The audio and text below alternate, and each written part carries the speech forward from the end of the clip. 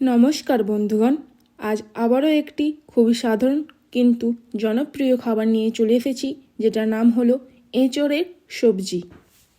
এঁচোড়ের সবজি বানানোর জন্য যে যে উপকরণগুলি আমাদের প্রয়োজন হবে সেইগুলি হলো আদা, পেঁয়াজ, রসুন, সেদ্ধ করে রাখা এঁচোড়, তেল, তেজপাতা, শুকনো লঙ্কা, এখানে কুচি করে রাখা আলু, জিরে, লবঙ্গ, এলাচ এবং দারুচিনি, নুন, হলুদ, লঙ্কা গুঁড়ো এবং চিনি ও টমেটো।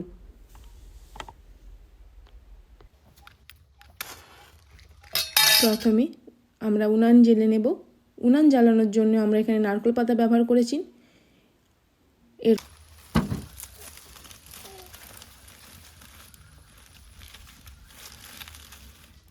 এরপর কড়াটি বসিয়ে দেব এবং গরম হওয়ার জন্য রেখে দেব।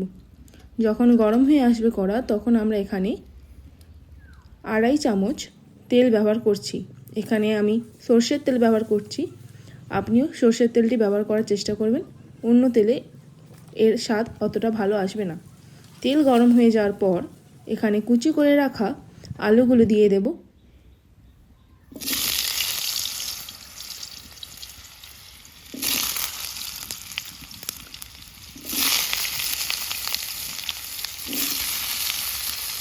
এরপর আলুটি ঢাকনা দিয়ে দেব।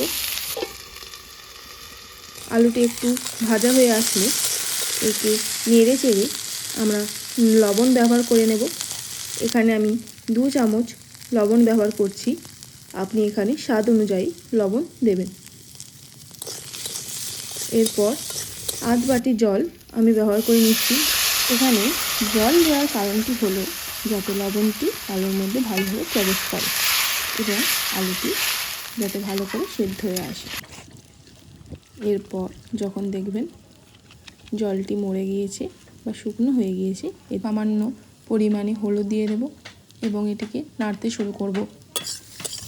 যখন আমরা দেখব যে এটি ভাজা হয়ে গিয়েছে, তখন অন্য পাত্রে আমরা তুলে নেব। এরপর কড়াটিকে ভালো করে পরিষ্কার করে এবং কড়াটি যখন গরম হয়ে আসবে, তখন এর মধ্যে 6 চামচ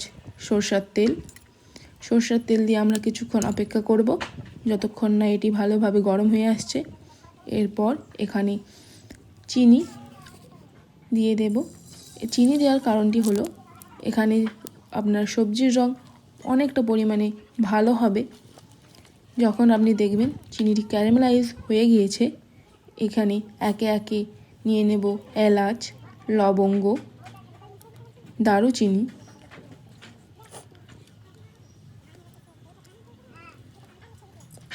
তারপর তেজপাতা, শুকনো লঙ্কা এবং গোটা জিরে। এটাকে নেড়ে চেড়ে যখন দেখব ভাজা হয়ে গিয়েছে, এর মধ্যে আমরা দিয়ে দেবো ধুয়ে রাখা পেঁয়াজ। পেঁয়াজটাকে এখানে ভালোভাবে নাড়তে হবে। এই মুহূর্তে আপনি লবণ ব্যবহার করতে পারবেন না। লবণ ব্যবহার করলে পেঁয়াজ জল ছেড়ে দেবে এবং পেঁয়াজটি ভালো করে ভাজা যাবে না এবং আপনার তরকারির স্বাদ অত্যন্ত বাজে হয়ে আসবে। যখন আমরা দেখতে পাচ্ছি পেঁয়াজটা ভালোভাবে বাদামি হয়ে এসেছে, এর মধ্যে আমরা দিয়ে দেব আদা, রসুন এবং জিরে গুঁড়ো। এখানে আমি রসুন বাটা প্রথমে দিচ্ছি। রসুনটি ভালোভাবে যখন ভাজা হয়ে আসবে, এর মধ্যে আমি দিয়ে দেব আদা বাটা। আদা বাটাকে ভালোভাবে ভেজে নিতে হবে পেঁয়াজ এবং রসুনের সাথে। যখন আপনি বুঝতে পারবেন আদার কাঁচা গন্ধ চলে গিয়েছে, সেখানে এবার আমরা যোগ করব জিরে গুঁড়ো। এখানে সামান্য আমি জল দিয়ে জিরে গুঁড়োটা দিয়ে দিচ্ছি।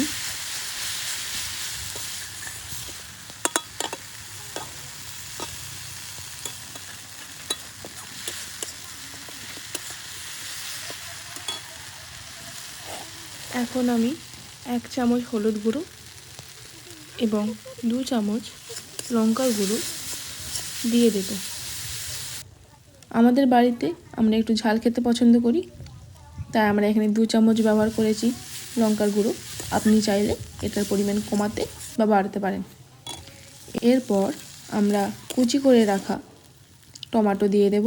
টমেটো একটু নাড়ার পর এখানে আমরা দিয়ে দেব 2 চামচ লবণ। লবণ দিলে টমেটোটা জলদি গলে যাবে। টমেটোটা ভালোভাবে ভাজা হয়ে এসেছে।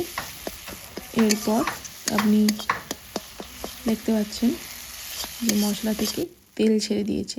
আমরা ততক্ষণ অবধি মশলা কষবো যতক্ষণ না অবধি আমাদের মশলা থেকে তেল ছাড়ছে। যখন আপনি বুঝতে পারবেন মশলা তৈরি, এখানে আমি দিয়ে দেব ভেজে রাখা আলু এবং আলুটিকে নেড়ে চেড়ে এর মধ্যে দিয়ে দেব সেদ্ধ করে রাখা এঁচোড়। এখন সব উপকরণগুলি ভালোভাবে কষিয়ে নিতে হবে।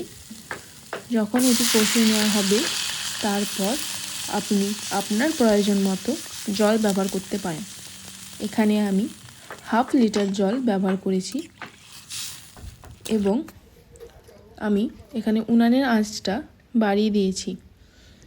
যখন আপনি দেখবেন যে আপনার সবজি অর্থাৎ এঁচোড়ের সবজিটি যখন আপনি দেখবেন যে আপনার এঁচোড়ের সবজিটি ফুটতে শুরু করেছে তখন আঁচ কমিয়ে দেবেন এবং 15 মিনিটের জন্য এটিকে ধিমে আঁচে অর্থাৎ কম আঁচে আপনি বসিয়ে রাখুন। আমাদের এখন এঁচোড়ের সবজি তৈরি।